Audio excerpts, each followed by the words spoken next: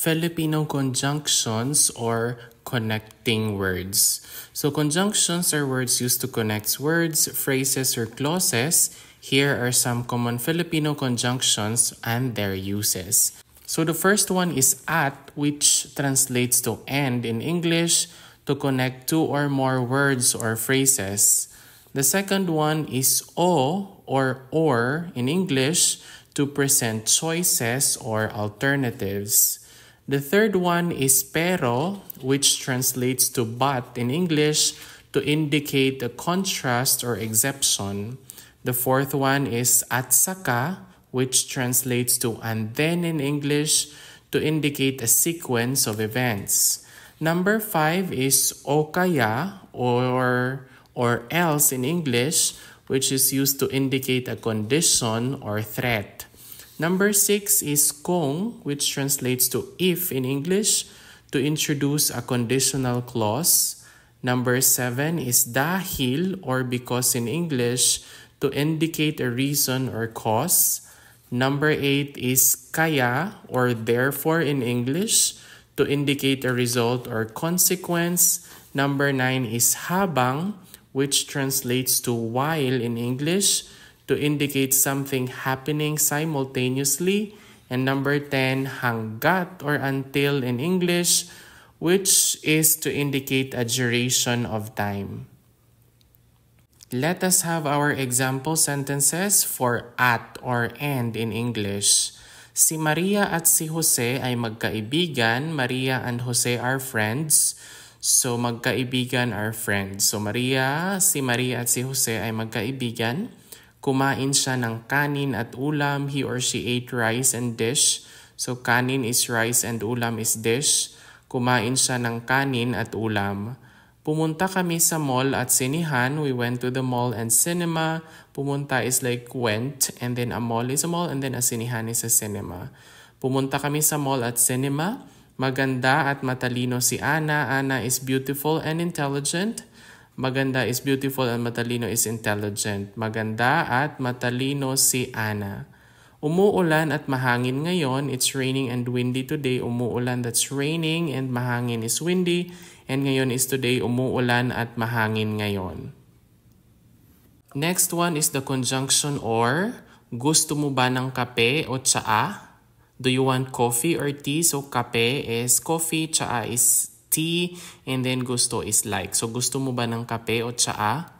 Pumunta ka ba sa bahay ni Juan o ni Pedro? Did you go to Juan's or Pedro's house? Pumunta is like go or went. Bahay is a house. So pumunta ka ba sa bahay ni Juan o ni Pedro? Matutulog ka ba o maglalaro? Will you sleep or play? Matutulog is to sleep, and then maglalaro is to play. Matutulog ka ba o maglalaro? Kumain ka na ba o hindi pa? Have you eaten yet or not? Kumain is like eaten. Hindi pa is not yet. So kumain ka na ba or hindi pa? Pupunta ka ba sa party o hindi? Will you go to the party or not? Pupunta means to go, and then hindi means no. So pupunta ka ba sa party o hindi? The third one is pero or but in English. Maganda ang panahon pero malamig. So the weather is nice but cold. Maganda is good, and then panahon is weather, malamig is cold. Maganda ang panahon pero malamig. Gusto ko ng pizza pero wala na. I want pizza but it's gone or all eaten. Gusto is like pizza is pizza, pero wala na is like all eaten or yeah. Gusto ko ng pizza pero wala na. Pumunta siya sa party pero hindi siya nagsaya. He or she went to the party but he or she didn't have fun. Pumunta is like went, pero nagsaya means like had fun. So hindi siya nagsaya, didn't had fun. Pumunta siya sa party pero hindi siya nagsaya. Marami akong pera pero hindi ako masaya. I have a lot of money but I'm not happy. Marami means many, and then pera is money. Masaya is happy. Hindi masaya means not happy. Marami akong pera pero hindi ako masaya. Mataba siya pero mabilis tumakbo. So he is fat but he or she runs fast. Mataba is fat, and then mabilis is fast, and tumakbo is run. Mataba siya pero mabilis tumakbo. Next one is at saka, to indicate sequence of events. Kumain muna ako at saka nag-aral. I ate first and then study. Kumain is like ate, past tense. And then mag-aral is to study. So kumain muna ako at saka mag-aral. Mag-aaral. Pumunta siya sa mall at saka sa sinihan. So he or she went to the mall and then to the cinema. Pumunta is like went, sinihan is cinema. So pumunta siya sa mall at saka sa sinihan. Nag-exercise ako at saka naligo. So I exercised and then took a bath. Nag-exercise ako at saka naligo. Naligo means like take a bath. Nagbasa ako ng libro at saka nanood ng TV. I read a book and then watched TV. Nagbasa is like read and then nanood is like watched. Nagbasa ako ng libro at saka nanood ng TV. Naglinis ako ng bahay at saka naglaba. So I cleaned the house and then did the laundry. Naglinis means clean and then cleaned. Bahay is a house and then naglaba is like cleaned, like wash the clothes. Naglinis ako ng bahay at saka naglaba. Number 5 is o kaya mag-aral ka ng mabuti o kaya hindi ka makakapasa. So study hard or else you won't pass. Mag-aral ng mabuti to study hard. And then makapasa is to pass. Hindi means not pass. So mag-aral ka ng mabuti o kaya hindi ka makapasa. Kumain ka na o kaya magugutom ka. Eat now or else you'll be hungry. Kumain is to eat. And then magugutom ka is like will be hungry. So kumain ka na o magugutom ka. Sundin mo ang mga utos o kaya mapaparusahan ka. Follow the orders or else you'll be punished. Sundin is to follow. Utos is like order and then mapaparusahan is punished. Sundin mo ang mga utos o kaya mapaparusahan ka. Magsabi ka ng totoo o kaya hindi na kita paniniwalaan. Tell the truth or else I won't believe you anymore. Magsabi is to say or to tell and then totoo is the truth. And then paniwalaan means to believe. Hindi na kita paniniwalaan is won't believe. Magsabi ka ng totoo o hindi na kita paniniwalaan. Umuwi ka na ng maaga o kaya hindi ka na makakapanood ng TV. Go home early or else you won't be able to watch TV anymore. So umuwi means to like go home. And then maaga is like early. And then makakapanood is like to watch. Hindi means no. So umuwi ka na ng maaga o kaya hindi ka na makakapanood ng TV. Number 6 is kung or if in English, kung mag-aaral ka ng mabuti, magkakaroon ka ng magandang grades. So if you study hard, you will have good grades. So mag-aral means to study, mabuti is good, magkakaroon will have magandang grades. So good grades. So kung mag-aaral ka ng mabuti, magkakaroon ka ng magandang grades. Kung pupunta ka sa party, dalhin mo ako. So if you go to the party, bring me with you. Pupunta, like kung is if. So pupunta is like to go and then dalhin mo ako like bring me. Kung pupunta ka sa party, dalhin mo ako. Kung may pera ako, bibili ako ng bagong cellphone. If I have money, I will buy a new cellphone. Pera is money, bibili is like will buy. And then a bago is new, bagong cellphone. Kung may pera ako, bibili ako ng bagong cellphone.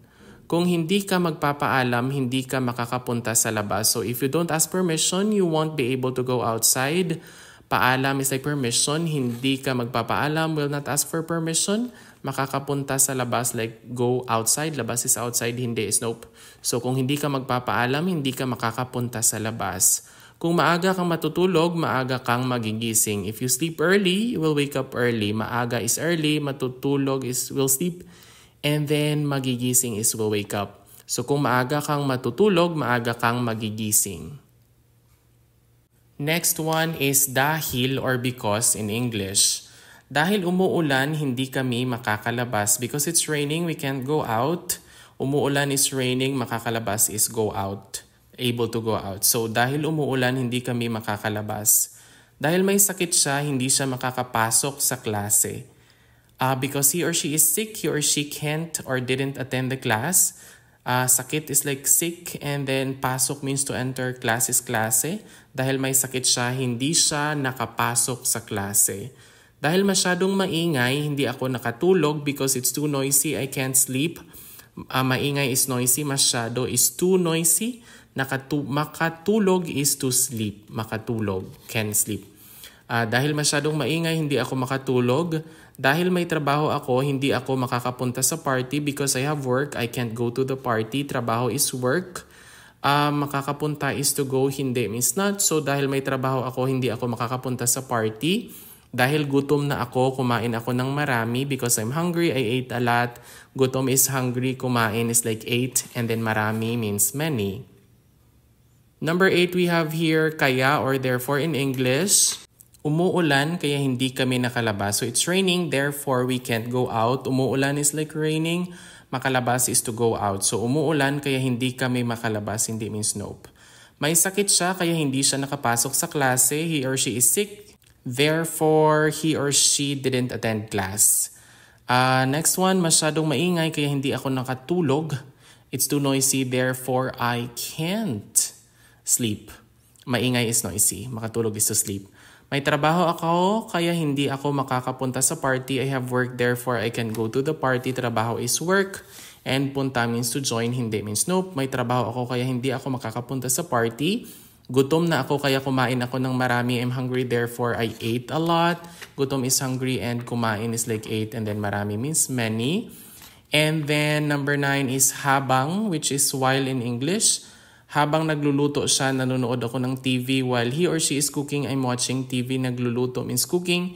And then nanonood is watching. Habang nagluluto siya, nanonood ako ng TV.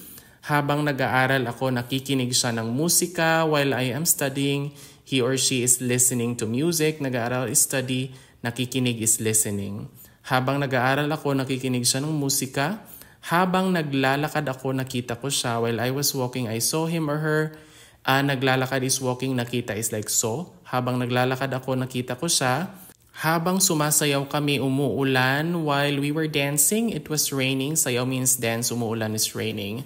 So habang sumasayaw kami, umuulan.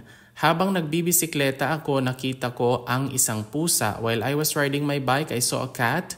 Nagbibisikleta is like bicycling. And then nakita is like saw, a pusa is a cat. Habang nagbibisikleta ako, nakita ko ang isang pusa. Number 10 is hanggat or until.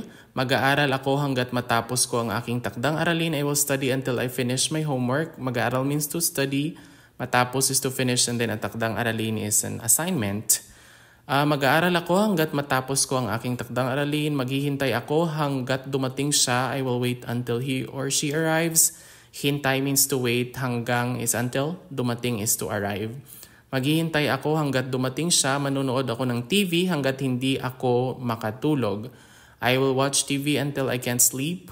Manunood is to watch, and then makatulog is to sleep. Manunood ako ng TV hanggat hindi ako makatulog. Maglalaro ako hanggat hindi ako mapagod. I will play until I get tired. Maglalaro means to play, mapagod is tired. Maglalaro ako hanggat hindi ako mapagod.